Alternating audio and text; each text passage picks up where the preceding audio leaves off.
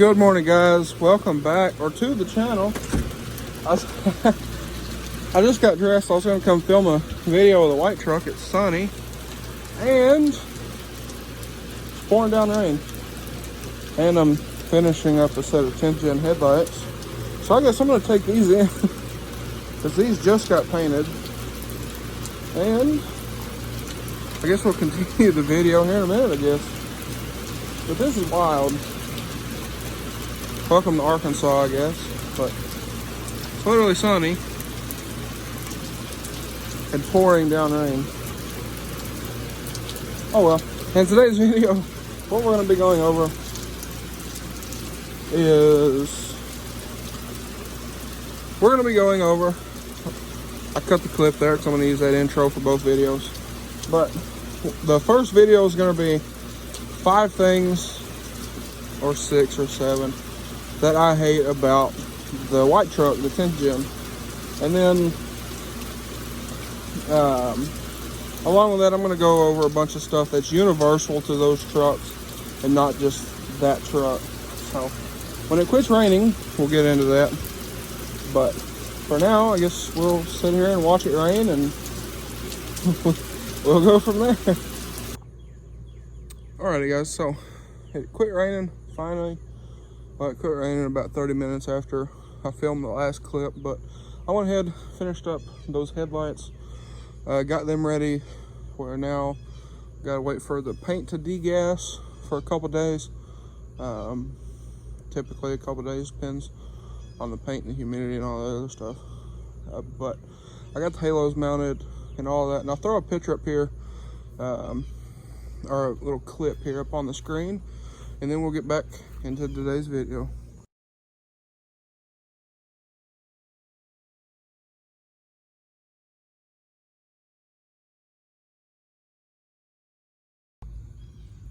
Okay guys, so now that y'all seen the headlights, by the time this video goes up, I'll have already shipped them out to the customer. I think I'm even going to throw that video up.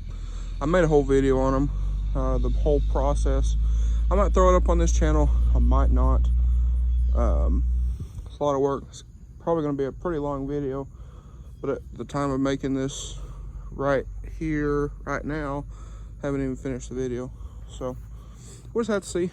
But if so, y'all probably already seen the video. But anyways, for today's video, we're going to be going over 5 things I hate about this truck. As y'all know, I've had this thing forever. 5 years now. Doesn't seem like 5 years, 5.5, something like that. But 5 years. So found a couple things.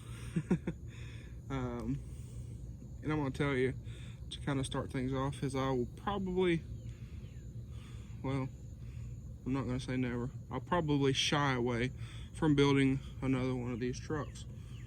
I love this truck. My first truck, I absolutely love it, I still do, but it's a bit of a nightmare. So first thing, and I guess all these pertain to if you're going to build your truck, but first thing is going to be wheels and tires. So if you've noticed, these wheels are 6-lug wheels that come off of that. And to accomplish this, I have to run a 2-inch wheel adapter, if you can see it back there. 5-lug to 6-lug. And the reason for that being is that these trucks use a 5-on-135 bolt pattern. And if you don't know, that was a 97 to 03 and 04 Heritage only bolt pattern. F150 and the Lincoln trucks, but pretty much F150 only. So finding wheels for this truck absolutely sucks. You can buy forged wheels. Forged wheels are generally made to order, very pricey, or I think Fuel makes some wheels, and I think that's about it for the larger sizes for a lifted truck. Now, it's different from like this truck is That's a 6 on 135, which was 04 and up. But even though these are all F150s, only F150 bolt pattern, they're still pretty easy to find wheels for. And the same thing with the 6.0 over there. Those are F250 and F350 only bolt pattern, but it's from like 99 all the way up to present and probably more in the future. But finding wheels for this thing absolutely sucks. I went on about 2 years trying to find a company to build wheels for this truck other than forged wheels, and found one company, and they're priced at forged wheel prices. So yeah, there you go. But one more thing on the whole topic of wheels is lug nuts. If you buy wheels, you need lug nuts. These lug nuts are also different than anything else, so I've found. These are 12 175s, whereas generally everything uses a 12 by 1.5 or 12 by 2. That uses a 14 by 2. These adapters are 14 by 2. But also finding lug nuts is a bit of a pain. It wasn't too bad, but it was a bit of a pain. So keep that in mind. Now, second thing is going to be parts availability. So I have quite a bit done to this truck. The lift. Taillights are actually pretty easy to find because they share the same taillights as the F250s from 99 to 16. So taillights are pretty easy to find, but that's about it. Front and rear bumpers, I believe there's 2 or 3 companies that makes bumpers. And I'm actually about to make another video after I finish this one about my move bumper. My move bumper was the first, or was supposed to be, I think it was the first for the 97, 98, the flat bottom grill trucks. And if it wasn't the first one, it was the first one to be a winch bumper. So that's kind of cool. But finding parts for this, aftermarket parts, kind of sucks. The grills, for example, pretty difficult to find grills unless you go with somebody like Boost Bars. My guy Reed is who built this one. But if you're just gonna hop on eBay and find a grill, like a mesh grill or whatever, good luck. There's a couple out there. I don't know how they fit. I don't know anybody that has run them, but there's not very much support for these, especially with this one being 2-wheel drive lifted. There's only, I believe, 3 companies who make lifts for these, or used to. This has a 7.5 FabTech lift, 7.5 inch lift, and these lifts are now discontinued. So that this leads on to that point. These are not a very popular body style for whatever reason. So companies don't make a whole lot of parts. Kind of falls back onto wheels. But stuff like roof racks, ready-made interiors, the bumpers, ready-made bumpers. The move bumpers are DIY bumpers, but ready-made bumpers, I think there's only 2 companies that make them. Suspension setups, wheels, tires. Well, tires universal, but you get the idea. So that is another aspect, is parts availability, at least for aftermarket parts. Like I had just mentioned. Again, I think it's because these trucks aren't a very popular truck to modify. But anyway, moving on to our third point. Okay, so moving on to our third point is going to be cabin space. I know this is kind of washy, but cabin space, yes. If you have an extended cab truck, well, I mean, what is this? 4 or 5 inches, something like that, maybe. And then from here, I mean, that's pretty much protruding into the back seat. So if you're gonna buy one of these, don't buy it for a family truck. If you ride with your seat all the way back. Now my driver's seat is forward a little bit because I was getting some stuff out of the back the other day. But aside from the rear, the front, you don't have a whole heck of a lot of leg room. You do over there, not so much over here, and that's because the starter and the transmission and everything. But we have, what, 18 inches from here to here, and then the floor takes a dive up.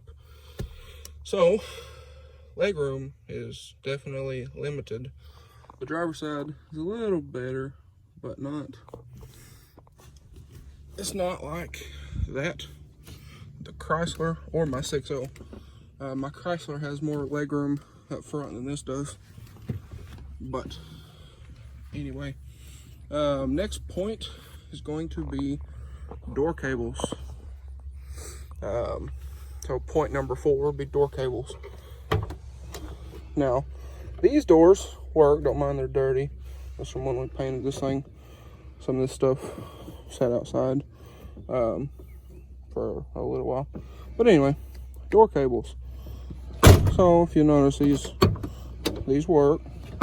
The inside handle in here, it also works, but a lot of these trucks, that does not work. So what you have to do, you have to climb in here, take all of this apart. You gotta take this upper half off. You gotta take loose your little window thing. Gotta take that loose from here. Take your lower portion of the door panel off. I think you gotta take the speaker out. I don't know that for sure. I've never done them before. And then the little things, the little cable ends inside the door is what causes you issues. So luckily I haven't had to deal with that, but when those go bad, your doors won't open. So that's kind of that. Another thing, just kind of a bonus, is these tend to fall off. And mine, I just noticed, is actually ripped. So I'm gonna have to get a new one of those. But my grandpa, this used to be his truck, he Gorilla glued these on because they kept falling off. That's a typical thing on these. The black F150 is the same way. Every time you open the door, they fall off. I guess that's one way to fix it, is to Gorilla glue it. It's kind of like how these seat belts get wadded up under there. Well, he took a die grinder, cut the plastic out, gave it a little bit more room. Hey, whatever works, I guess. But moving on, we're gonna be wheel bearings. So the 5th is going to be wheel bearings.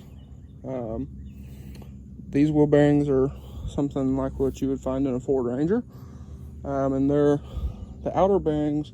I might have a spare over here. When I had the 12 wides, I killed 3 sets of wheel bearings in about 20,000 miles. So I used to carry a spare set over here in the door, but I might have already used them. But the wheel bearings in this thing, I mean, the outers are about that big, so about the size of a quarter. So if you run big wheels or big tires or wide wheels, be prepared. Like I said, 20,000 miles, 3 sets of bearings on both sides. One side chewed up the spindle, it welded itself, and that goes back to parts availability. So you can't buy those parts. So we had to machine a shim that was like 13 thousandths, if I remember right. I don't remember that for sure. But had to machine a shim to shim the spindle shaft back a little bit. That way I could put my factory spindle shaft in the Fabtech knuckles, and the brakes and everything all work. So that was a pain, having to machine the spacers and all that kind of crap. But wheel bearings for a long time I swore would be the death of me.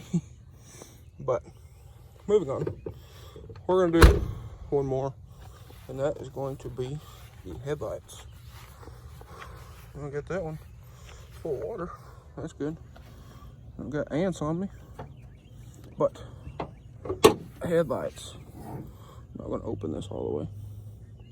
Okay, so headlights. I don't know if you know, you know. These headlight clips are something special. So there's tabs on the back of the headlight. You see that one down there? Way down there? You have that one, and there's two over here. You see those two right there?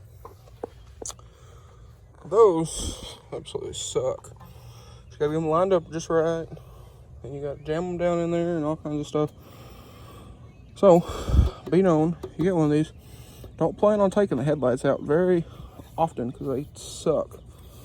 And you will probably scratch your grill where it goes around.